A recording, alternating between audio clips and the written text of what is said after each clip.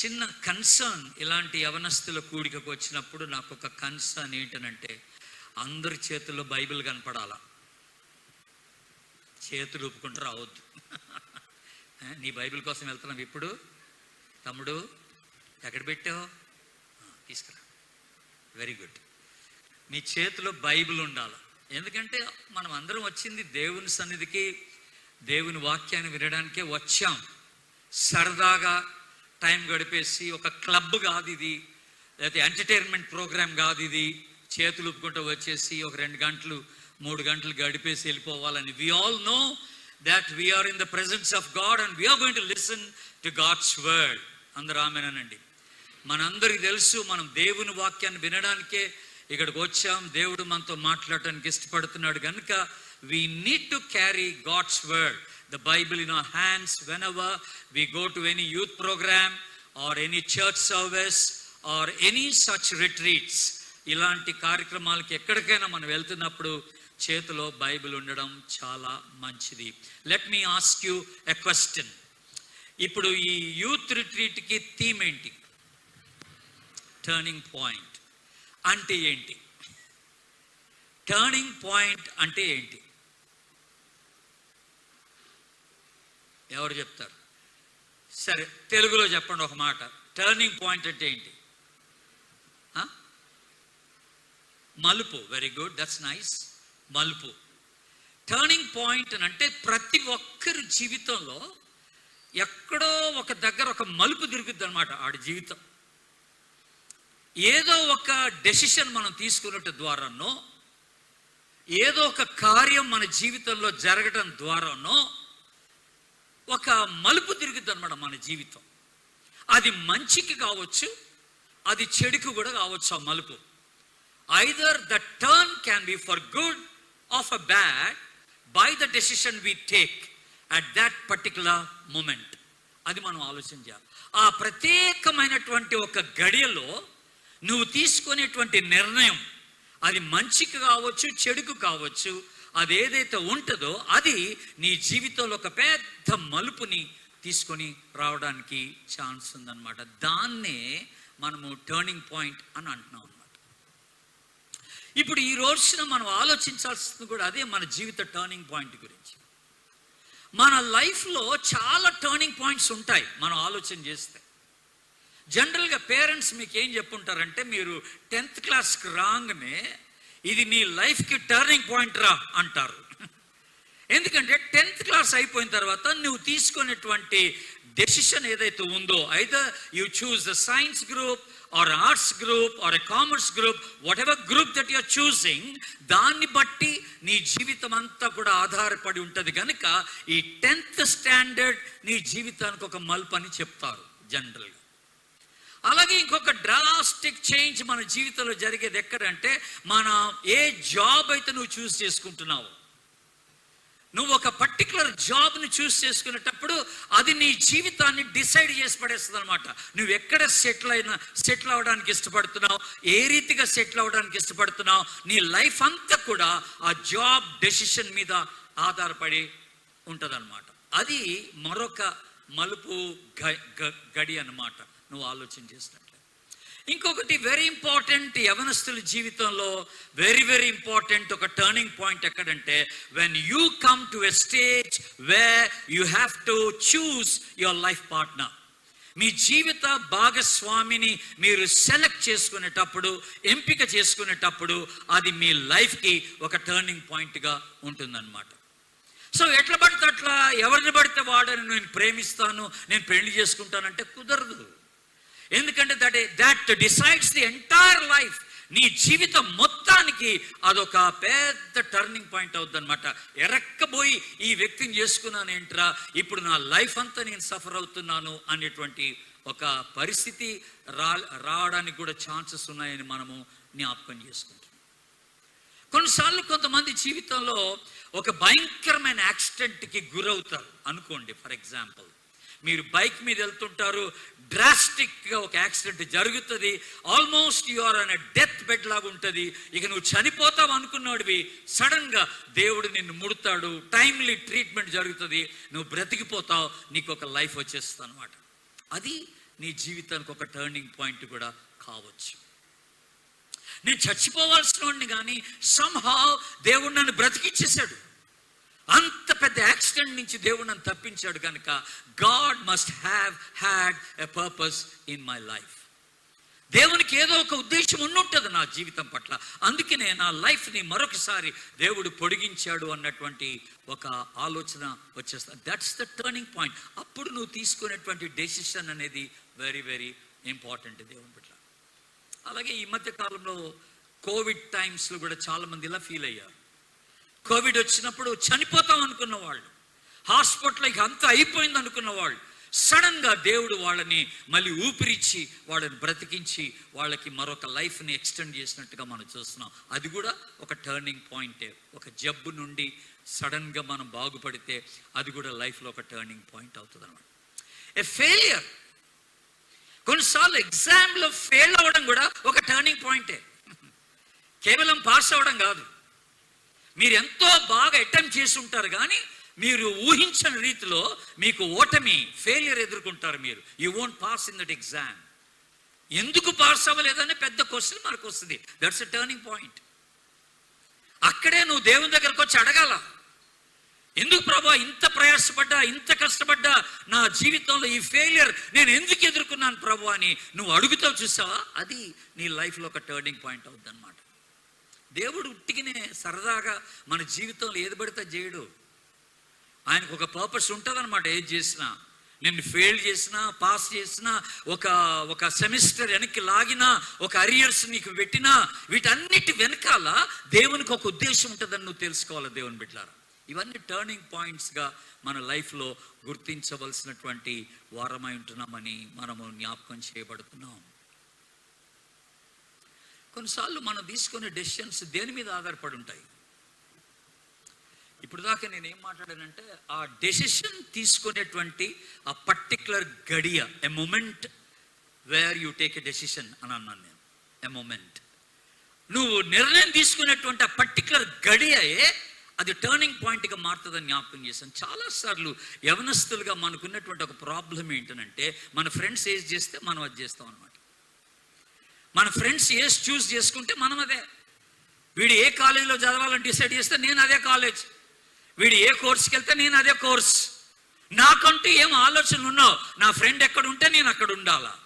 మనం కొన్నిసార్లు మన డెసిషన్స్ అన్నీ కూడా దేని మీద ఆధారపడి ఉంటుంది అంటే మన సర్కమ్స్టాన్సెస్, మన చుట్టూ ఉన్నటువంటి పరిస్థితులు కానీ, మన ఫ్రెండ్స్ కానీ, వీళ్ళ మీదనే ఆధారపడి ఉంటాయి. దాన్ని బట్టే మనం నిర్ణయం తీసుకుంటూ ఉంటాం. కానీ మన క్యాలిబర్ ఎంత ఉంది, నేనేం చేయగలను, నా యాప్టిట్యూడ్స్ ఏంటి, నేను ఎంత చదవగలను, నాకున్న ఆశయం ఏంటి, వీటి మీద మనం ఎప్పుడు ఆలోచించాము సర్వసాధారణంగా.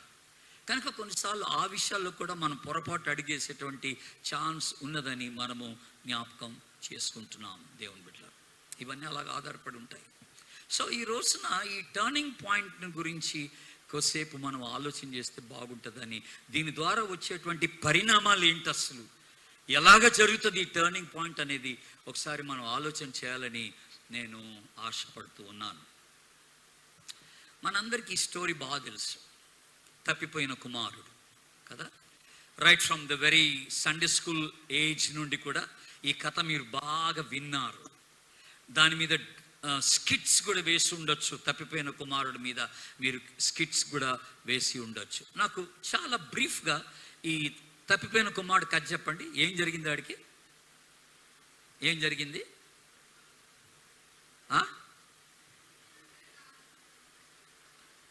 అమ్మా, తండ్రిని కాదని వెళ్ళిపోయాడు. తర్వాత ఏం చేశాడు? చెరు వ్యసనాలకి లోనైపోయాడు. తర్వాత ఏం జరిగింది?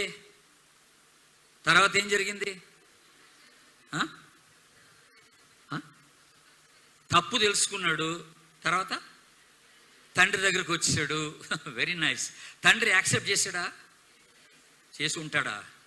చేశాడు. Very nice. అప్పుడు వీడేం చేశాడు? What was the confession that he made? వాడు ఏ రీతిగా పశ్చాత్తాపడ్డాడు? ఏమన్నాడు? తండ్రి దగ్గరకు వచ్చి ఏమన్నాడు? ఒక పనివాణిగా నన్ను యాక్సెప్ట్ చేస్తే చాలు డాడీ అన్నాడు. నీ కొడుకుగా ఉండటానికి నాకు అర్హత లేదు, ఒక పనివానిగా, కూలివానిగా, నీ దగ్గర పనిచేసే ఒక కూలివానిగా ఉండటానికి నాకు ఒక అర్హత కలిగించమని దేవుని సన్నిధిలో అక్కడ తండ్రి దగ్గర అడిగినట్టుగా మనం చూస్తున్నాం. మీరు ఈ స్టోరీ ఎప్పుడన్నా పర్సనల్గా ఈ స్టోరీ ఎప్పుడన్నా చదివారా మీ ఇంట్లో?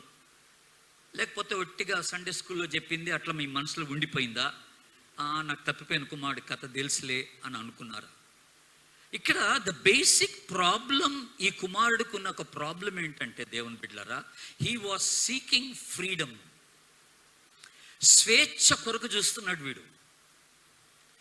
తండ్రి దగ్గర ఉంటే కొన్ని కట్టుబాట్లు ఉంటాయి, ఇంట్లో ఉంటే కొన్ని నిబంధనలు పాటించాల్సి ఉంటుంది. టైంకి ఇంటికి రావాలా, టైంకి భోంచేయాలా, టైంకి పడుకోవాలా, పేరెంట్స్ చెప్పింది చెయ్యాలి. ఇలాంటి ఒక కంట్రోల్డ్ లైఫ్కి వాడు ఇష్టపడలే ఒక దశ వచ్చిన తర్వాత. He was a rich man, కానీ వాడి లైఫ్లో ఆలోచన చేసింది ఏంటంటే he was seeking the freedom. నాకు స్వేచ్ఛ కావాలనుకున్నాను, నేను బయటికి వెళ్ళిపోవాలా, నా ఇష్టానుసారంగా నేను జీవించాలా. మా అమ్మ నాన్న చెప్పినట్టుగా ఎందుకు ఉండాలి, నేను నా ఇష్టానుసారంగా నేను జీవిస్తాను, లైఫ్ని ఎంజాయ్ చేస్తాను, నాకు కావలసిన డబ్బులు నాకు వచ్చేస్తే చాలు, నేను లైఫ్లో ఏదైనా సాధించగలనని ఒక ఆలోచన కలిగి ఉన్నాడు అనమాట. ఈరోజు చాలామంది యవనస్తులు ఇదే ఆలోచన చేస్తున్నారు, freedom. I'm not only talking about boys, but I'm talking about girls. గర్ల్స్కి కూడా ఈ ఫ్రీడమ్ కావాలని తపన. We don't want to be under the control anymore. ఎవరు మాకేం చెప్పకూడదు, ఇలా ఉండమని ఎవరు అనకూడదు. నాకు ఎలా ఉండాలనిపిస్తే అలాగే ఉంటాను, నేనేం చేయాలనిపిస్తే అదే చేస్తాను, నేను ఎక్కడ సెటిల్ అవ్వాలనిపిస్తే అలాగే సెటిల్ అవుతాను. I want freedom. నేను just last month I went to see a pastor in బెంగళూరులో ఒక పాస్టర్ గారిని కలవడానికి వెళ్ళాను. నేను మాట్లాడుతూ ఉండగా వాళ్ళకి ఇద్దరు అమ్మాయిలు, పాస్టర్ గారికి పెద్ద అమ్మాయి జర్నలిజం చేసింది. అమ్మాయి నాకు బాగా తెలుసు. ఆ అమ్మాయి తర్వాత ఇంకేదో స్టడీస్ కూడా చేసిందని విన్నాను. ఇప్పుడు ఎక్కడ పని చేస్తుందో నాకు తెలీదు. సో నేను జనరల్గా పాస్టర్ గారిని అడిగాను, పెద్ద పాప ఏది అని అడిగాను. అడగగానే ఒక షాకింగ్ న్యూస్ చెప్పాడు నాకు పాస్టర్ గారు. పక్క లైన్లో ఒక ఇల్లు తీసుకొని ఒంటరిగా అక్కడ ఉంటుంది అన్నాడు. పక్క స్ట్రీట్లోనే ఒక ఇల్లు తీసుకుంది తనకు తానుగా.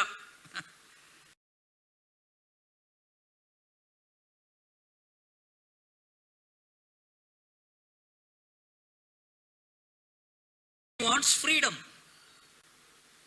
నాకు స్వేచ్ఛ కావాలట, నేను ఇంట్లో ఉండలేను అంటుందంట. నేను మీ దగ్గర ఉండను, నా ఇష్టం వచ్చినట్టుగా నేను బ్రతకాలనుకుంటున్నాను కనుక నేను ఒక ఇల్లు తీసుకుంటాను. ఐఎమ్ ఎర్నింగ్ నా, నేను ఒక 70,000 సంపాదిస్తున్నాను, ఒక 20,000 ఇంటి నేను బతికేస్తాను అని అంటుంది అనమాట. What a shocking thing. ఒక అమ్మాయి అలాంటి ఒక డెసిషన్ తీసుకుందనమాట.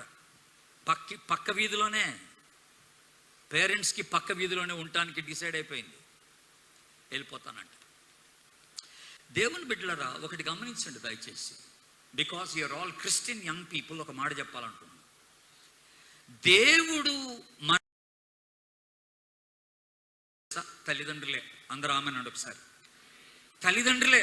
దేవుడు మన పైన పెట్టిన అధికారులు తల్లిదండ్రులు. వాళ్ళ మాట ఎప్పుడు కాదనబాకండి దయచేసి ప్లీజ్. వాళ్ళ మాట వినడం అది శ్రేష్టం, అది ఆశీర్వాదం. నువ్వేదో పిచ్చిగా ఆలోచన చేసుకొని వాళ్ళు నన్ను కంట్రోల్ చేస్తున్నారు అనబాక. అలాగ అనుకొని నీవుగా ఏదైనా డెసిషన్ తీసుకోవడానికి ట్రై చేస్తే you will be a disaster. భయంకరమైన స్థితికి దిగజారిపోతావు, జాగ్రత్త. బైబిల్ అలా చెప్పడం లేదు. There is always a blessing in being obedient to the parents. మీ అందరికి బాగా తెలుసు కదా ఈ వచనము. నీకు మేలు కలుగునట్లు నీ తల్లిని నీ తండ్రిని సన్మానింపుము, అప్పుడు భూమి మీద నువ్వేమవుతావు, దీర్ఘాయుష్వంతుడు అగుదువు. మళ్ళీ చెప్పండి ఈ వచనం అందరూ. నీకు మేలు కలుగునట్లు నీ తల్లిని నీ తండ్రిని సన్మానింపుము, అప్పుడు భూమి మీద నీవు దీర్ఘాయుష్వంతుడు వగుదువు. ఇప్పుడు దీనికి ఆపోజిట్ చెప్పండి, క్వైర్ వారు, గర్ల్స్ అందరూ, దీనికి ఆపోజిట్ చెప్పండి. నీకు కీడు కలుగునట్లు నీ తల్లిని నీ తండ్రిని సన్మానింపకము, అప్పుడు నీవు ఈ భూమి మీద తక్కువ కాలం బ్రతికెదవు. Very simple. కీడు కలగాలనుకుంటే don't be obedient, don't obey your parents. నీకు మేలు జరగాలంటే తల్లిదండ్రులకు లోబడు. నీ తల్లికి నీ తండ్రికి ఆయాసకరంగా నువ్వు జీవించబాక. Don't think that you are a very bright and wise person. నీకు అన్ని తెలుసని నువ్వు విర్రవీగిపోయి నీ తల్లిదండ్రులకు మాట వినకుండా వాళ్ళ కంట్రోల్లో ఉండడానికి ఇష్టపడకుండా నీ సొంతగా నువ్వు డెసిషన్ తీసుకుంటే అది చాలా ప్రమాదకరమైనటువంటి స్థితిలోకి నేను తీసుకొని వెళ్తుంది. జాగ్రత్త. This is exactly what the prodigal sun has done. తల్లిదండ్రుల యొక్క కంట్రోల్లో ఉండటానికి ఇష్టపడలేదు, ఫ్రీడమ్ కోరుకున్నాడు, బయటికి వెళ్ళిపోయాడు. ఓ బైబిల్స్ ఉన్నవారు ఒక వచనం చదవండి దయచేసి.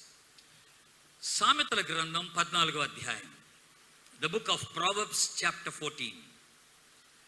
Book of proverbs chapter 14 verse 12. ఎవరని చదవండి.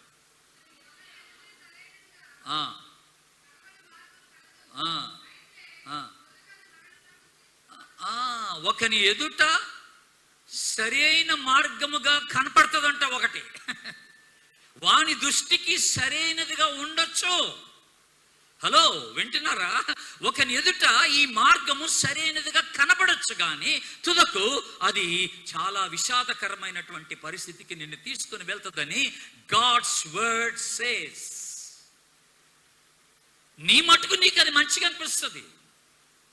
I know I can manage. I know I can handle. I know I can live. I know I can be happy. I know my decision is right. నా నిర్ణయం correct, నేను manage చేయగలను, నేను రాణించగలను, నేను settle అవ్వగలను, నేను అందరికన్నా ఉన్నతంగా ఉండగలను అని నువ్వు అనుకుంటావు. జాగ్రత్త, జాగ్రత్త.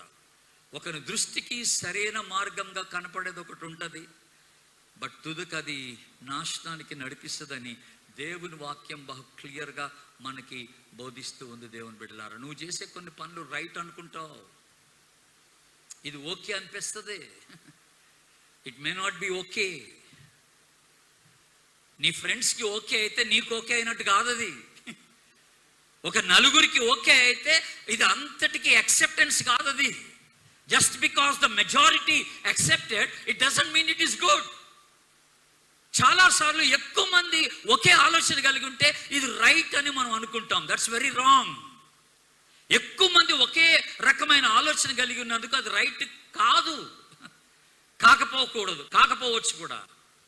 ఆల్వేస్ ఎక్కువ మంది యాక్సెప్ట్ చేసినంత మాత్రం ఏమైంది, అది తప్పు ఆలోచన కూడా కావచ్చు కదా. ఇప్పుడు నేను అనుకుంటా బైబిల్లో అంత క్లియర్గా రాయలేదు, కానీ తప్పిపోయిన కుమారుడు బయటికి పోవడానికి ప్రాబబ్లీ ఎవరు దోహదపడి ఉంటారు? వాడు ఫ్రెండ్స్ ఎవరో దోహదపడి ఉంటారు డెఫినెట్గా. అరే నువ్వేంద్రా ఇట్లా సఫర్ అయితే నువ్వు ఇంట్లో అని. Get out man. మీ నాన్న దగ్గర చాలా ఆస్తి ఉంది కదా, అడుగు, నీ షేర్ ఏంటో నువ్వు తీసుకో. గెట్ అవుట్, కమాన్, మన అందరం బయటికి వెళ్ళిపోదాం, ఎంజాయ్ చేద్దాం రా, లైఫ్ ఎంజాయ్ చేద్దాం రా. కొంతమంది అట్లా అనుకునే బెంగళూరు వస్తున్నారు, ఆంధ్ర నుండి లైఫ్ ఎంజాయ్ చేయడానికి బెంగళూరు వస్తున్నారు.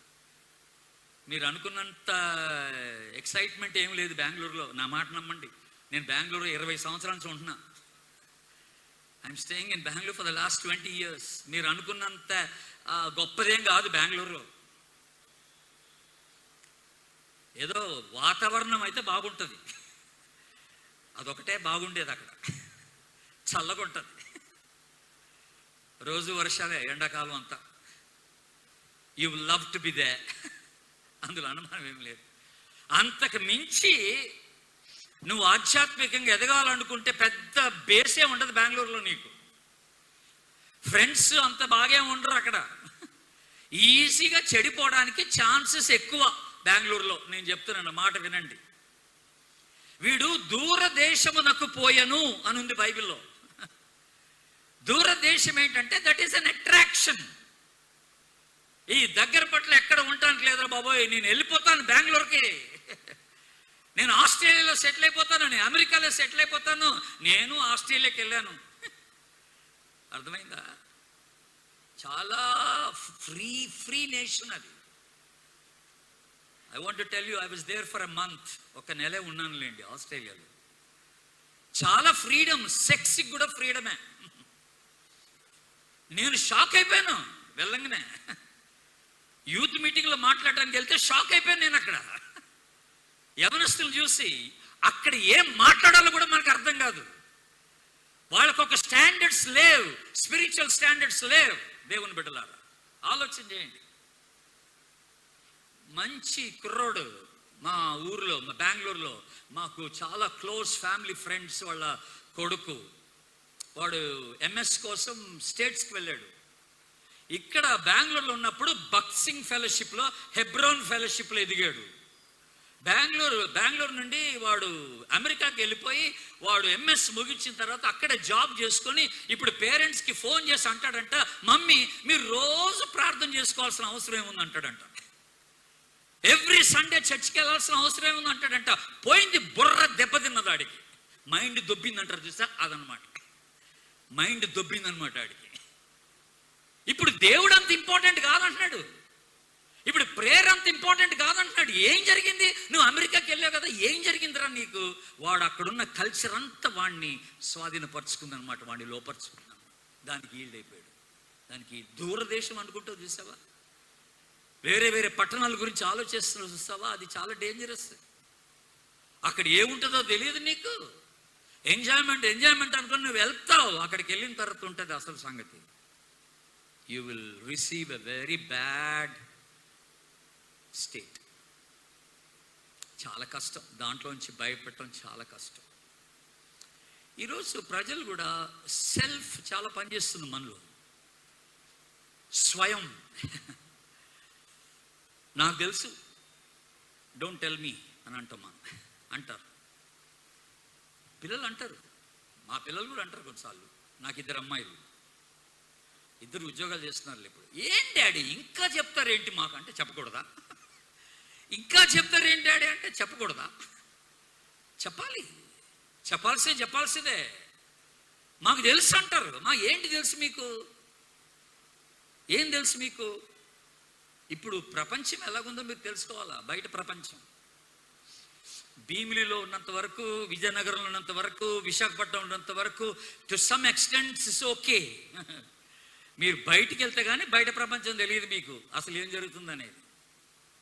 ఎఫెసీయులకు రాసిన పత్రిక దీంట్లో ఒక చక్కని మాట మీకు జ్ఞాపకం చేస్తా.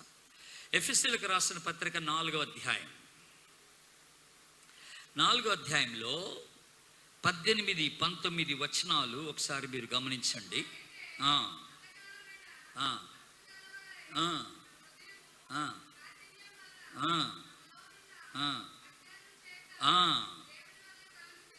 ఓకే. దేవుని వలన కలుగు జీవములో నుండి వేరుపరచబడిన వారై మనుషునకు కలిగిన వ్యర్థతను అనుసరించి నడుచుకొనుచున్నారు. వారు ఎలాగున్నారట? సిగ్గులేని వారై నానా విధమైన అపవిత్రతను అత్యాశతో జరిగించుటకు తమ్మును తామే కాముకత్వమునకు అప్పగించుకొనుచున్నారు. అజ్ఞానము చేత దేవుని నుండి వేరై. ఈ మాటలు చాలా కొన్ని ఇంపార్టెంట్ మాటలు ఇక్కడ పడతారు. తమ మనస్సునకు కలిగిన వ్యర్థతను అనుసరించి నడుచుకొనుచున్నారు. నీ మనసుకు నీకు అది మంచిది అనిపిస్తుంది కానీ అది నీ జీవితానికి బహు వ్యర్థమైనదని నువ్వు తెలుసుకోవాలి. దేవుని బిడ్డ, వ్యర్థతను అనుసరించి నడుచుకొనుచున్నారు. వారు సిగ్గుపడవలసిన విషయాల యందు వారు అతిశయించుచు సిగ్గు లేకుండా వారు ఈ పాప సంబంధమైనటువంటి క్రియలకు తమ్మును తామే అప్పగించుకొనుచున్నారు. Self is ruling in lot of young people today. జాగ్రత్తగా ఉండాలి సుమా. ఫైన్. ఇప్పుడు ప్రాడిగల్ సన్ ఫ్రీడమ్ కోరుకున్నాడు. తల్లిదండ్రుల యొక్క కంట్రోల్లో ఉండడానికి ఇష్టపడలేదు. నేను లైఫ్ని ఎంజాయ్ చేయాలనుకున్నాడు. I can manage my life అనుకున్నాడు. పేరెంట్స్ని వదిలేశాడు. రావాల్సిన ఆస్తిలో తనకి రావాల్సిన షేర్ తీసుకున్నాడు. బయటికి వెళ్ళిపోయాడు. ఇప్పుడు మీరు అన్నట్టుగానే గెస్ట్ చేస్తున్న మనం ఫ్రెండ్స్తో వెళ్ళిపోయాడు. It was not very long. వాడు ఆలోచనలు, వాడు ఆనందం ఎక్కువ కాలం నిలవలే. In a very short period of time వాడి దగ్గర ఉన్న డబ్బంతా అయిపోయింది. ఆశ్చర్యం ఏంటంటే ఫ్రెండ్స్ అందరూ వదిలేశారు. ఒంటరివాడైపోయాడు. డబ్బు లేదు, జాబ్ లేదు, ఫ్రెండ్స్ లేరు, ఒంటరుడు, తల్లిదండ్రులకు దూరంగా ఉంటున్నాడు, వేరే దేశంలో ఉంటున్నాడు, చాలా దూర దేశానికి వెళ్ళిపోయాడు. Not able to contact his parents at any cost.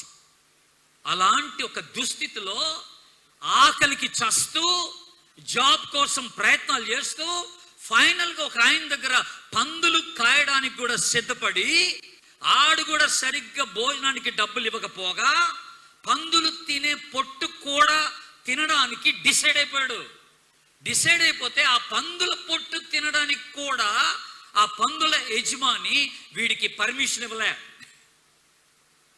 Are you listening? వీడికి పర్మిషన్ ఇవ్వలే. అంటే ఎంత దిగజారిపోయాడో మీరు ఆలోచన చేసుకోవాలి. ఇప్పుడు తన సొంత డెసిషన్స్ తీసుకొని వాటి మీద ఆధారపడి ముందుకెళ్ళడం వల్ల ఎంత దిగజారిపోయాడో.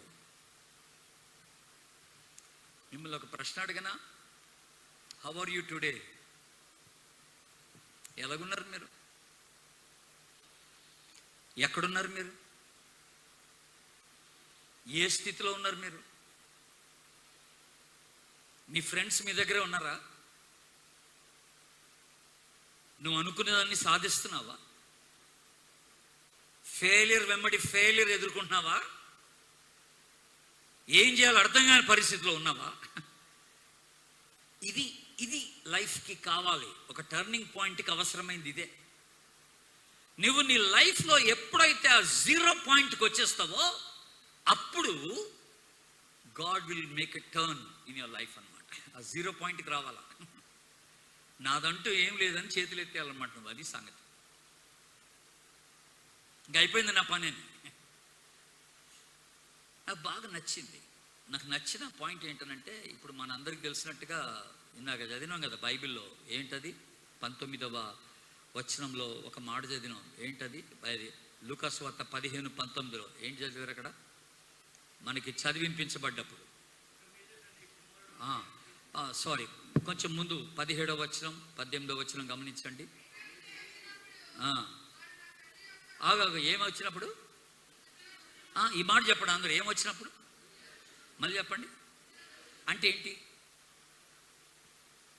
బుద్ధి వచ్చినప్పుడు అంటే ఏంటి అమ్మా? చెప్పు. సెన్స్. మనకి ఇంగ్లీషు లేకపోతే తెలుగు ఈ రెండేగా తెలుసు, రైట్? అంటే ఏంటో సెన్స్ వచ్చినప్పుడు అంటే ఏంటి?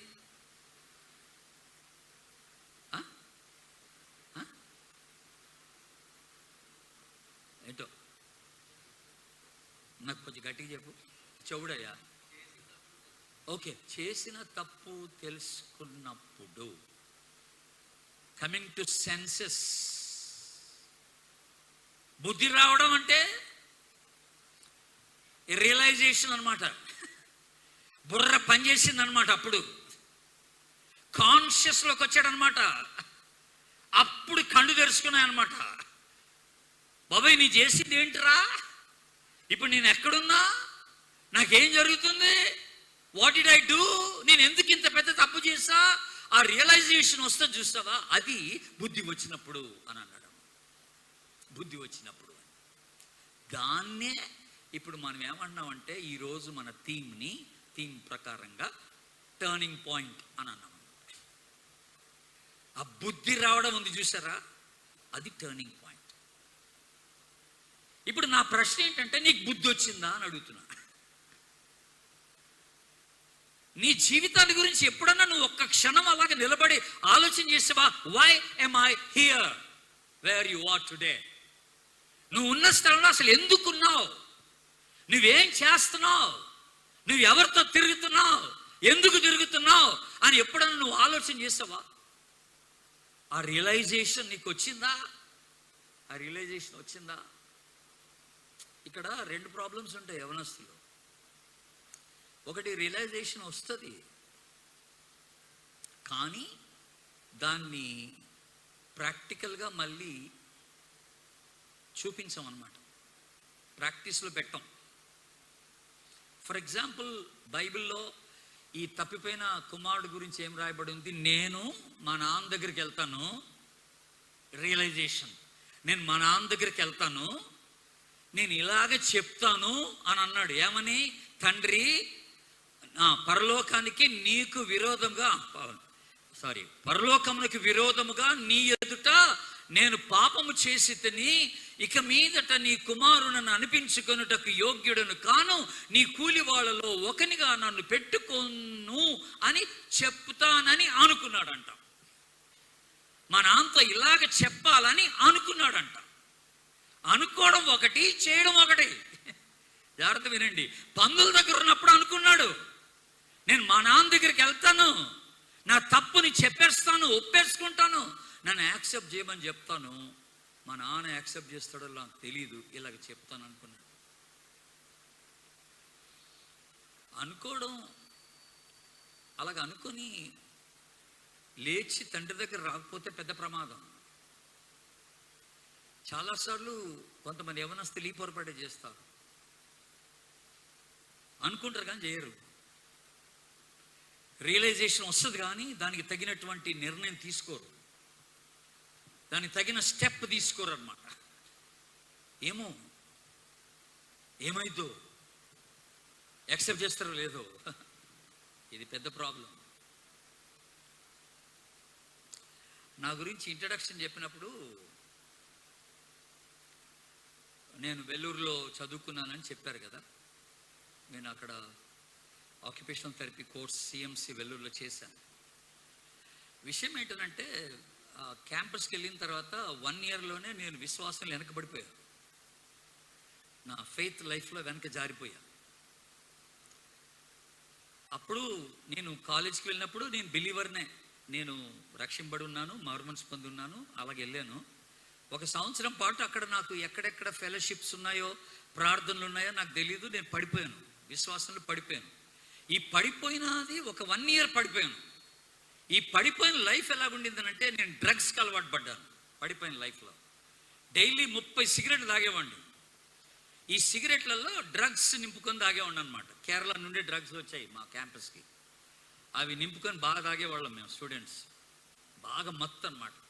అటు పాడైపోయింది లైఫ్ అంతా. బీరు కొట్టేవాడిని. బీరు మాకు తమిళనాడులో దొరకదు, బార్డర్లో ఉన్న చిత్తూరుకి వెళ్ళి తాగేవాడిని. అక్కడ అంత అడిక్ట్ అయిపోయాను అనమాట. మా నాన్న పంపించిన అన్ని డబ్బులు పాడు చేస్తాను, నా వాచ్ కుదబెట్టేస్తాను, డబ్బులు కావాలా, బీరుకి కానీ గంజా కానీ డబ్బులు కావాలని అన్ని వేస్ట్ చేస్తాను. ఒక 1 ఇయర్ అయిపోయిన తర్వాత మళ్ళీ నేను రియలైజేషన్లోకి వచ్చేసాను. నేను మళ్ళీ పశ్చాత్తాపడ్డాను దేవుని దగ్గర. నేను క్షమించమని అడిగాను, దేవుడు నన్ను క్షమించాడు. అయితే నేను చేసిన ఇవన్నీ ఏవి కూడా మా పేరెంట్స్కి తెలియవు. ఇప్పుడు నేను మళ్ళీ నా కోర్సు ముగించుకొని ఇంటికి వచ్చేటప్పుడు, నేను మళ్ళీ ఇంటికి వెళ్ళేటప్పుడు ఏం చేశానంటే, ఒక లెటర్ రాశాను మా నాన్నకి. ఇంత పెద్ద లెటర్ రాశాను, A4 సైజు 2 పక్కలు రాశాను. పెద్ద లెటరు. ఏం లెటర్ అంటే, నేను చేసిన తప్పులన్నీ రాశాను. నేను ఏమేమి తప్పులు చేశానో, ఎట్లెట్లా పడిపోయానో, ఎట్లా డబ్బులు వ్యర్థం చేశానో, ఎట్లా వాచ్ కుదబెట్టేశానో, ఎట్లా ఈ అలవాట్లకు లోనైపోయానో, ఎలాగ ప్రభువు నన్ను మళ్ళీ పట్టుకొని లేవనెత్తాడో, ఇవన్నీ రాసి ఫైనల్గా ఏం రాశానంటే, దయచేసి నన్ను యాక్సెప్ట్ చేయండి, నన్ను క్షమించండి, నేను ఇంటికి వస్తున్నాను అని లెటర్ ఒక 1 వీక్ బిఫోరే పోస్ట్ చేశా. అప్పట్లో ఫోన్స్ లేవు, మొబైల్స్ లేవు, లెటర్ వెళ్ళాలి. ఒక 1 వీక్ బిఫోర్ నేను లెటర్ పోస్ట్ చేసి భయంగా నేను ఇంటికి వెళ్ళాను. అది ఎలా జరిగిందనంటే, midnight 2 గంటలకి ట్రైన్ మా ఊరు జరిగింది, ఖమ్మం. midnight 2 గంటలకి. అసలు ఇంట్లోకి నన్ను రాణిస్తారా లేదా అని ఒక పెద్ద డౌట్తో నేను ఇంటికి వెళ్ళాను. ఆశ్చర్యం ఏంటంటే, మా ఇంట్లో లైట్ వెలుగుతూనే ఉంది 2 గంటలకి. మా అమ్మ మెలకుగానే ఉంది 2 గంటలకి. దేవునికి స్తోత్రం చెప్పండి, హల్లెలూయా. నేను ఇంకా తలుపు కొట్టాల్సిన పని కూడా లేదు. మా అమ్మ గేట్ శబ్దం వినింది, తలుపు తెరిసింది, గట్టిగా కౌగులించుకొని ఏడ్చేసింది. యాక్సెప్టెన్స్.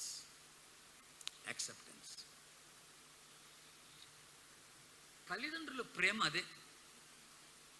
మనం కొన్నిసార్లు మళ్ళీ పేరెంట్స్ దగ్గరికి వెళ్ళడానికి సంశయిస్తాం, తప్పైందని చెప్పడానికి భయపడతాం, వాళ్ళు ఏమంటారో అనేసి ఒక ఫీలింగ్లో ఉండిపోతాం, అలాగే వెనక్కి వెళ్ళిపోతాం.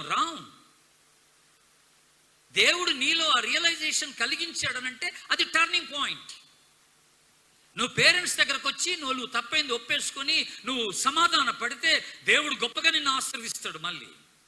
అట్లాగే కొంతమంది ఏం చేస్తారంటే లైఫ్లో దేవుని నుండి దూరం అయిపోయినటువంటి వారు, ప్రార్థనకి దూరమై, సహవాసానికి దూరమై, వాక్యానికి దూరమై, దేవుని నుండి తప్పిపోయి వాళ్ళు అనేకమైనటువంటి అలవాట్లకు లోనైపోయినటువంటి వారు కూడా ఈ పొరపాటు చేసేటువంటి ప్రమాదం ఉందన్నమాట. వాళ్ళు ఏమనుకుంటారంటే నేను పదే పడిపోతున్నాను కనుక మళ్ళీ ప్రభు దగ్గరికి వెళ్తే నాకు ఈ యాక్సెప్టెన్స్ ఉంటుందో లేదో అని ఒక డౌట్ అన్నమాట. రారు. ఈ రియలైజేషన్ వచ్చినా రారు. దేవుడు నన్ను యాక్సెప్ట్ చేస్తాడో లేదో నాకు తెలీదు, రాకుండా అలాగా ఉండిపోయేవాళ్ళు చాలామంది ఉంటారు. నేను చాలా చిన్నగా ఉన్నప్పుడు ఒక కథ విన్నాను. ఒక కుర్రోడు ఇలాగే పేరెంట్స్ని వదిలేసి దూరంగా వెళ్ళిపోయి మళ్ళీ పశ్చాత్తాపడి ఇంటికి వచ్చేస్తున్నాడంట. తప్పు తెలుసుకొని ఇంటికి వస్తూ వాళ్ళ పేరెంట్స్కి ఒక లెటర్ రాస్తాడంటే, ఏమని లెటర్ రాస్తాడంటే, డాడీ మమ్మీ నేను తప్పు తెలుసుకొని ఇంటికి వస్తున్నాను, మీరు నన్ను యాక్సెప్ట్ చేస్తున్నట్టుగా ఒక గుర్తు కావాలి నాకు అన్నాడంట. ఆ గుర్తు ఏమిటంటే ఆ ట్రైన్ అట వాళ్ళ ఊర్లోకి ఎంటర్ అయ్యేటప్పుడు వాళ్ళ ఇంటి మీద అంటే ఇంటి దగ్గరనే ట్రైన్ క్రాస్ అయ్యి రైల్వే స్టేషన్కి వెళ్తుందట. అంటే వాళ్ళ ఇల్లు కనపడుతుంది అనమాట ట్రైన్లోంచి వెళ్ళేటప్పుడు, రైల్వే స్టేషన్కి వెళ్ళక ముందే. అప్పుడు వాళ్ళ ఇంటి దగ్గర పెద్ద చెట్టు ఉందట, వేప చెట్టు. అప్పుడు వీడు ఏమని లెటర్ రాస్తాడంట, మీరు నన్ను యాక్సెప్ట్ చేస్తున్నట్లయితే ఆ చెట్టుకి ఒక వైట్ కర్చీఫ్ కట్టండి అన్నాడంట. వైట్ కర్చీఫ్ కట్టండి, ఆ కర్చీఫ్ చూస్తే మీరు నన్ను యాక్సెప్ట్ చేస్తున్నారని నేను నమ్మి నేను ఇంటికి వస్తాను, లేకపోతే అసలు దిగను, వెళ్ళిపోతాను అన్నాడంట అని లెటర్ రాస్తాడంట. ఆ ట్రైన్ వాళ్ళ ఊరికి వస్తున్న కొలది వీడి గుండె దడ ఎక్కువైపోయింది. ఎలాంటి ఆలోచనలు వీడికి వచ్చినాయంటే, ఒకవేళ మా నాన్న కర్చీఫ్ కట్టి అది చిన్న కర్చీఫ్ అయి ఉంటే నాకు కనపడకపోతే ఎలాగని, ఒకవేళ ఆయన కర్చీఫ్ కట్టి ఉండి గాలికి అది ఎగిరిపోతే ఎలాగని, అది గాలికి ఎగిరిపోయి ఉంటే సరిగా కట్టకుండా ఉండి గాలికి ఎగిరిపోతే ఎలాగా, నేను ఎలాగ తెలుసుకునేది అని ఇలాంటి ఫన్నీ ఆలోచనలన్నీ వీడి మనసులోకి వచ్చి భయంగా ఆ ట్రైన్ గుమ్మం దగ్గరకు వచ్చి నిలబడ్డాడంట. ఇల్లు దగ్గరకు వస్తున్న కొలది ఆశ్చర్యం ఏంటంటే, కరెక్ట్గా ఆడి ఇంటి దగ్గర రాగానే అసలు చెట్టు కనపడలేదంట. పాయింట్ ఏంటంటే చెట్టు కనపడలేదంట. జరిగింది ఏంటో తెలుసా అండి, చెట్టు మొత్తానికి ఒక తెల్ల గుడ్డ కప్పేసాడంట వాళ్ళ నాన్న. దేవునికి స్తోత్రం చెప్పండి, హల్లెలూయా. చెట్టు మొత్తానికి ఒక తెల్ల గుడ్డ కప్పి, ఒక కర్చీఫ్ ఏంటరా, అసలు సంపూర్ణంగా నిన్ను యాక్సెప్ట్ చేస్తున్నా వచ్చేయని, సంపూర్ణంగా నిన్ను యాక్సెప్ట్ చేస్తున్నా వచ్చేసి. ఇప్పుడు తప్పిపోయిన కుమారుడితో రియలైజేషన్ వచ్చింది. బుద్ధి వచ్చినప్పుడు అని అన్నాడు. That's a turning point. మన అందరి జీవితంలో ఒక దశలో ఈ ఆలోచన వస్తుంది, నేను చేసే తప్పు, ఐ బెటర్ గో బ్యాక్, నేను దేవుని దగ్గరికి వెళ్ళిపోవడం బెటర్, ఇది నా వల్ల కాదు, నేను సాధించలేను, నేను రాణించలేను, నా జ్ఞానం సరిపోదు, నా బలం సరిపోదు, నా తెలివితేటలు సరిపోవు, నా లైఫ్ను నేను పాడు చేసుకోవడం కల్లా నేను దేవుని దగ్గరికి వెళ్ళి ఆయన సహాయాన్ని కోరుకుంటే బెటర్ అన్నటువంటి ఒక ఆలోచన వస్తుంది ఒక దశలో. అప్పుడు వచ్చేయాలి. అది టర్నింగ్ పాయింట్. అది టర్నింగ్ పాయింట్. ఆ రియలైజేషన్ వచ్చినప్పుడు నువ్వు వచ్చేయాలి. మరి ప్రభు యాక్సెప్ట్ చేస్తాడా? ఆగండి, ఇప్పుడు ఒక ప్రశ్న అడుగుతున్నాను సమాజం. ఒక విశ్వాసి పడిపోతే మళ్ళీ పశ్చాత్తాపడితే, తమ్ముడు నీ పేరేంది? ఆనంద?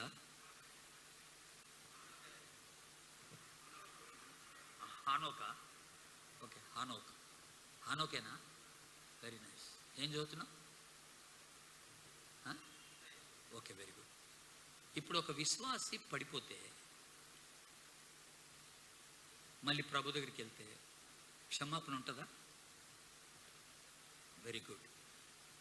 3 సార్లు పడ్డాడు అనుకో, నాకు క్షమిస్తాడా? ఎన్నిసార్లు పడ్డ తర్వాత క్షమించడు?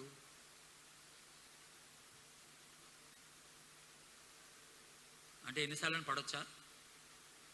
ఎన్నిసార్లు పడ్డా క్షమిస్తాడు అంటున్నావు, ఎన్నిసార్లు పడొచ్చా? పడొచ్చా? పడొచ్చా? ఏ క్షమిస్తాడుగా అమ్మా. లిమిట్, ఏ లిమిట్ చెప్పు కొంచెం, టైం అప్పుడు ఎన్ని నెంబర్ ఆఫ్ టైమ్స్?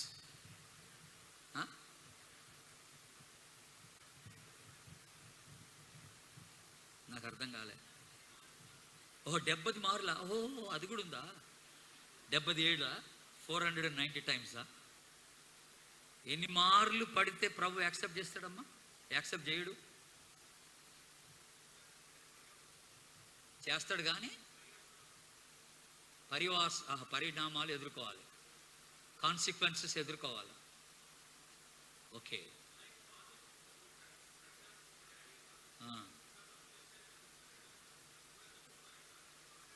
ఆ దెబ్బలు తగలాలి, ఆ దెబ్బలు పడాలి. ఓకే, కాన్సిక్వెన్సెస్ అనేవి డెఫినెట్గా ఉంటాయి అని అంటున్నారు బ్రదర్. యాక్సెప్ట్ చేస్తాడు కానీ వీడు వచ్చినప్పుడు ఒక పని జరిగింది. తప్పిపోయిన కుమారుడు ఇంటికి వచ్చేటప్పుడు ఒక పని జరిగింది. మీరు ఆలోచన చేస్తారా?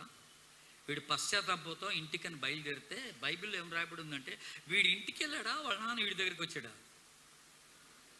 చెప్పండి, హలో చెప్పండి కుమార్ వారు. డాడీ వచ్చాడా వీడు వెళ్ళాడా? ఏంటి ఇంతసేపు ఆలోచన చేశారు? ఫాదర్ ఎదురొచ్చాడు. అసలు బైబిల్ ఏమని రాస్తుంది? వాడు ఇంకనూ దూరముగా ఉండగానే తండ్రి పరిగెత్తుకుని వెళ్ళి వాడి మెడ మీద పడి వాడు ముద్దు పెట్టుకొని కౌగిలించుకున్నాడు. వాడు ఇంకనూ దూరంగా ఉండగానే పరిగెత్తుకుని వెళ్ళిపోయాడు. మీకు ఈ స్టోరీ పూర్తిగా అర్థం చేసుకుంటే బాగుంటుంది. ఎందుకు పరిగెత్తుకుని వెళ్ళాడో తెలుసా? ఆనాడున్న కల్చర్ ఒకటి మీరు అర్థం చేసుకోవాలా. ఆ కల్చర్ అర్థం చేసుకుంటే ఈ స్టోరీకి చాలా బలం. తండ్రి వాడిని దూరం నుండి చూడగానే గుర్తుపట్టాడు, వీడు మా ఊళ్ళలాగా ఉన్నాడు ఏంట్రా అని. చాలా షాబీ లుకింగ్, బాగా మురిగ్గా కనపడుతుండొచ్చు, జత బట్టలన్నీ పాడైపోయి ఉండొచ్చు, గడ్డం పెరిగి ఉండొచ్చు, జుట్టు బాగా పెరిగి ఉండొచ్చు, హెయిర్ కటింగ్ లేదు, తినడానికి తిండి లేదు, very very shabby looking guy. వాడు ఇప్పుడు పశ్చాత్తాపంతో బలహీనం పరచబడి నడవలేక నడుస్తూ వాడు ఇంటి మార్గాన్న వాడు వస్తున్నప్పుడు తండ్రి అట దూరం నుండి గమనించి పరిగెత్తుకుని వెళ్ళిపోయాడు.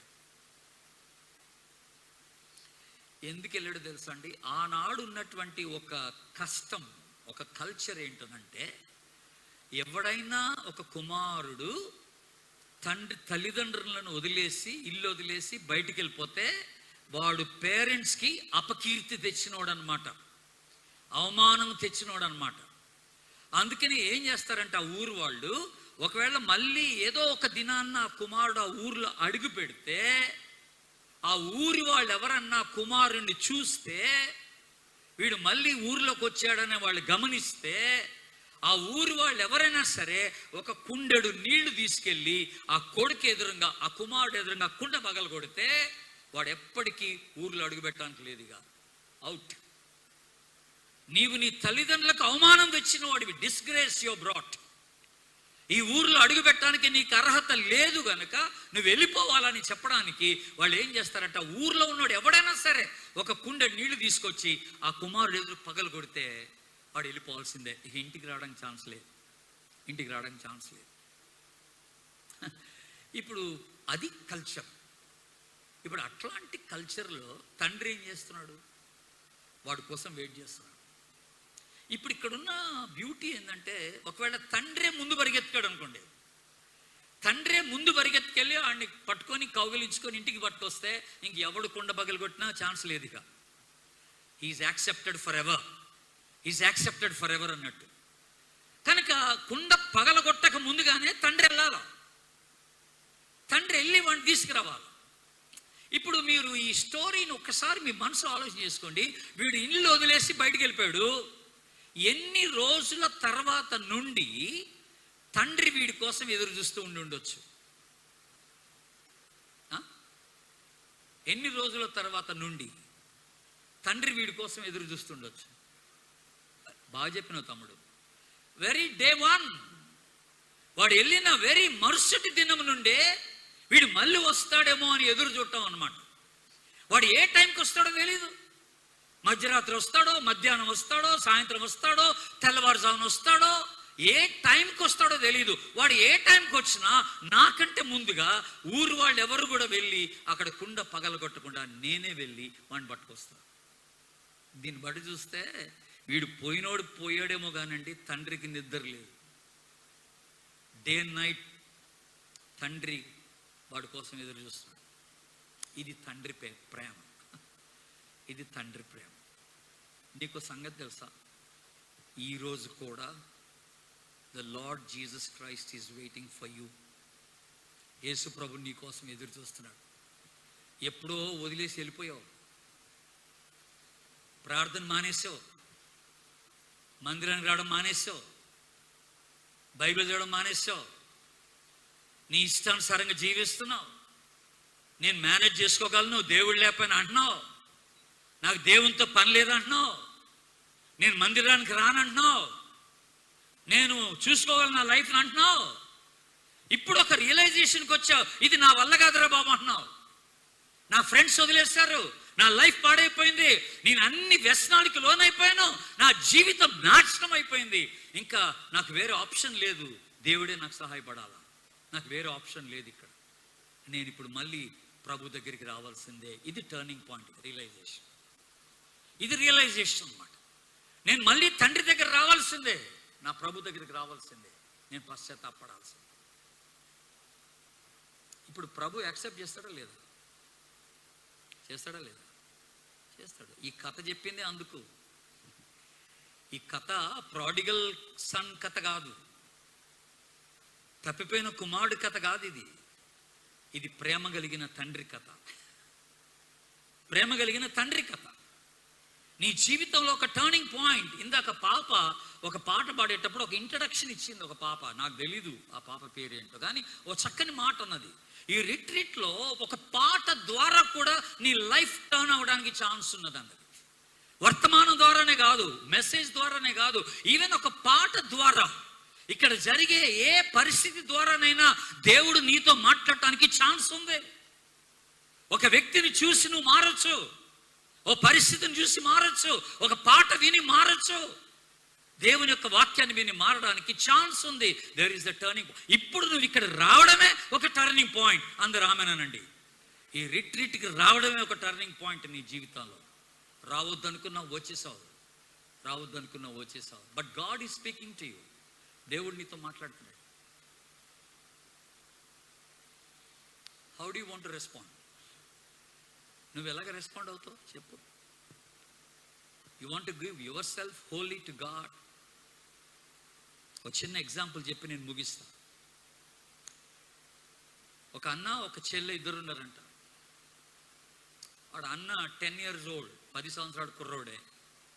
చెల్లి 8 years old. ఈ అన్నకి గోళీలు, మార్బుల్స్ ఆడటం అంటే వీడికి చాలా ఇష్టం. వీడి జోబులో ఎప్పుడు మార్బుల్స్ ఉంటాయట. అందులో వీడికి ఇష్టమైన మార్బుల్ ఏంటంటే ఒక బ్లూ మార్బుల్, కొంచెం పెద్ద సైజు ఉంటుందట. ఆ పెద్ద సైజు మార్బుల్తో వీడు ఎప్పుడు గోళీలాటలో వీడే ఫస్ట్. ఆ మార్బుల్ వాడతాడట, గోళీలాటలో వీడే ఫస్ట్. ఆ గోళీ అంటే వీడికి చాలా ఇష్టం, పెద్దది బ్లూ కలర్ గోళీ. ఒకరోజు వీళ్ళ చెల్లె వీడి దగ్గరకు వచ్చి చేతి నిండా చాక్లెట్స్ పెట్టుకొని వీడి దగ్గరకు వచ్చిందంట. వచ్చి నిలబడంగానే వీడు అన్నాడంట, నాకు చాక్లెట్స్ ఇవ్వవా అన్నాడంట. అంటే అప్పుడు వాళ్ళ చెల్లి అన్నదంట, నీ గోళీలన్నీ నాకు ఇస్తే నా చాక్లెట్స్ అన్నీ నీకు ఇస్తా అన్నదంట. నీ దగ్గర ఉన్న మార్బుల్స్ అన్నీ నాకు ఇచ్చేయి, నా చాక్లెట్స్ అన్నీ నేను నీకు ఇచ్చేస్తా. అంటే వీడు 1 నిమిషం ఆలోచన చేసి ఓకే అన్నాడంట.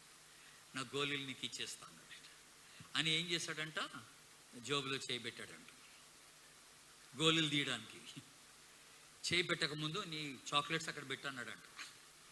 అంటే పాపం చెల్లి కదా, అన్నంటే ప్రేమ కదా, మొత్తం చాక్లెట్స్, చేతిలో ఉన్న చాక్లెట్స్ అన్నీ తీసి అక్కడ పెట్టేసింది. టేబుల్ మీద పెట్టేసి. వీడేం చేశాడు, జోబులో చేయబెట్టి ఇప్పుడు మార్బుల్ అన్నీ ఎతుకుతున్నాడు లోపల. ఏ మార్బుల్ కోసం? బ్లూ మార్బుల్ కోసం వెతుకుతున్నాడు. వీడేమనుకున్నాడంటే నేను అన్నీ ఇస్తా కానీ ఆ బ్లూ మార్బుల్ మాత్రం ఇవ్వనని. ఆ బ్లూ మార్బుల్ ఇవ్వను. వాడు దాన్ని ఈజీగా ఐడెంటిఫై చేయగలడు జోబులో చేయబెట్టి. అట్లా ఎతికాడు, వాడికి మార్బుల్ దొరికింది, బ్లూ మార్బుల్. దాన్ని పాకెట్లోనే ఒక మూలకి నెట్టేశాడు. పాకెట్లోనే ఒక మూలకి నెట్టి మిగతా మార్బుల్స్ అన్ని బయట తీశాడు. అక్కడ పెట్టేశాడంట. పెట్టి తీసుకెళ్ళిపో అంటే చెల్లె నమ్మింది. వీడు అన్ని మార్బుల్స్ ఇచ్చేసాడని నమ్మింది. చెల్లె హ్యాపీగా మార్బుల్స్ తీసుకెళ్ళింది, పడుకుంది. వీడి చాక్లెట్స్ అన్ని తీసుకొని వీడి బెడ్ మీదకి వెళ్ళిపోయాడు. ఆ రాత్రి వాడికి నిద్ర పట్టలేదు. నా దగ్గర బ్లూ మార్బుల్ ఉండిపోయిందని అనుకున్నాడు. నేను ఈ బ్లూ మార్బుల్ చెల్లెకి ఇవ్వలేదని ఆలోచనలు పడిపోయాడు. ఆలోచిస్తున్నాడు, నిద్ర పట్టట్లేదు, అటు బొల్లుతున్నాడు, ఇటు బొల్లుతున్నాడు. తట్టుకోలేకపోయాడు. ఆ పరిస్థితి తట్టుకోలేకపోయాడు. చెల్లి నన్ను నమ్మి మొత్తం తన దగ్గర ఉన్న చాక్లెట్స్ అన్ని నాకు ఇచ్చింది, కానీ నేను నాకు ఇష్టమైన బ్లూ మార్బుల్ని ఇవ్వలేకపోయినని రియలైజ్ అయ్యాడు. యేసు ప్రభు తన సర్వాన్ని మనకి ఇచ్చేశాడు. He gave his entire life to you. తన సంపూర్ణంగా తన రక్తమంతా నీ కోసం దారిపోసాడు. నిన్ను రక్షించడానికి, నిన్ను బాగు చేయడానికి, నీ లైఫ్ని మార్చడానికి. మరి నువ్వేమిస్తున్నావు ఈరోజు? మొత్తం ఇచ్చేస్తావా? ఇంకేదైనా దాచిపెట్టుకుంటావా? ప్రభా, ఈ ఏరియా నేను ఇవ్వలేను, ఈ భాగం నాకు కావాలా, ఇదిగో మిగతా ఏరియాస్ అన్నీ నీకు సమర్పిస్తాను, ఈ ఒక్క ఏరియా నాకు ఉంచుకుంటానని నువ్వు అంటున్నావు. That doesn't work out. అప్పుడు నువ్వు ప్రభువుకి అన్యాయం చేసినోడు అయిపోతావు. ప్రభు నీ కోసం తన సర్వాన్ని దారిపోసాడు. నీ జీవితాన్ని సంపూర్తిగా ప్రభు చేతులు పెట్టాలి. వాడు బుద్ధి వచ్చినప్పుడు లేచి వెళ్ళాడు. వాడు అనుకున్నది చేశాడు. మా నాన్న దగ్గరికి వెళ్ళి పశ్చాత్తాపడతానన్నాడు, పశ్చాత్తాపడ్డాడు. నిన్ను వదిలి వెళ్లకుండా ఉండాల్సింది డాడీ, ఐఎమ్ రాంగ్, నేను తప్పు చేశాను, నా బుర్ర, నా ఆలోచనలన్నిటి మీద నేను ఆధారపడ్డాను, గర్వంగా ఫీల్ అయిపోయాను, నా విజ్డమ్, నా జ్ఞానం నాకు సరిపోద్ది అనుకున్నాను, నేను రాణించగలను అనుకున్నాను. బట్ ఇప్పుడు చాలా లెసన్స్ నేర్చుకున్నాను. బ్యాడ్ స్టేట్లో నేను ఎన్నో పాఠాలు నేర్చుకున్నాను. తప్పైపోయింది డాడీ, నన్ను క్షమించు. ఆ రియలైజేషన్లో ఉన్నది అదే, తప్పైపోయింది డాడీ, నన్ను క్షమించమని దేవుని దగ్గర ప్రాధేయపడ్డాడు. దేవుని బిడ్డలారా, నేను ఈరోజు ఇంకొక మెసేజ్ కూడా ఇస్తాను సాయంత్రం, కానీ అది వేరే యాంగిల్లో ఒక మెసేజ్ మీకు ఇవ్వాలని నేను ఇష్టపడుతున్నాను. బట్ ఇప్పుడు మీకు చెప్పాలనుకుంది ఏంటంటే, నీకు బుద్ధి వచ్చినప్పుడు నువ్వు టర్న్ కావాలంటున్నా, దేవుడు నీతో మాట్లాడేటప్పుడు నువ్వు ఆయన వైపు తిరగాలంటున్నా, దేవుడు నీకు అవకాశం ఇచ్చినప్పుడు అవకాశాన్ని సద్వినియోగం చేసుకోవాలంటున్నా. Don't say never when God says now. ఇప్పుడే నీ జీవితాన్ని ప్రభుకు సమర్పించుకోమని ప్రభు చెప్తుండగా, ఇప్పుడు కాదని నువ్వు పోస్ట్ పోన్ చేయబాక, నా వల్ల కాదనబాక. నీ జ్ఞానం సరిపోదు, నీ అనుభవం సరిపోదు, నీ తెలివితేటలు సరిపోవు, నువ్వు రాణించలేవు లైఫ్లో. అందుకనే బైబిల్ ఏం చెప్తుంది? నాకు వేరుగా ఉండి నువ్వేమీ చేయలేవు. మీరు నాలో, నేను మీలో ఉంటే మీరు బహుగా ఫలిస్తారు. You will be successful in life with God with you. దేవుడు మీతో ఉంటే, ప్రభు మీతో ఉంటే మీకు గొప్ప విజయాన్ని మీ జీవితంలో మీరు చూడగలరు. కనుక ఒక మంచి కాల్ ప్రభు ఇస్తున్నాడు ఈరోజు, నన్ను నా దగ్గర రా, ఐ విల్ చేంజ్. నీ జీవితాన్ని ఆశీర్వాదకరంగా నేను మారుస్తానని ప్రభు సెలవిస్తున్నాడు. నువ్వు వస్తావా? టర్న్ అవుతావా? ఇది ఒక మంచి అవకాశంగా నువ్వు భావిస్తావా? ప్రభు ఇచ్చిన అవకాశంగా. పశ్చాత్తాపడు, తప్పైంది ఒప్పేసుకో. ఎటువంటి తప్పు చేసినా ప్రభు క్షమించడానికి రెడీగా ఉన్నాడు. ఎటువంటి వ్యక్తినైనా ప్రభు అంగీకరించడానికి రెడీగా ఉన్నాడు. నువ్వు రెడీగా ఉంటే చిన్న ప్రార్థన చేసుకోండి. తళ్ళు వంచండి, కళ్ళు మూసుకోండి, చిన్న ప్రార్థన చేసుకోండి. ఎవరు లెగొద్దు ఇప్పుడు.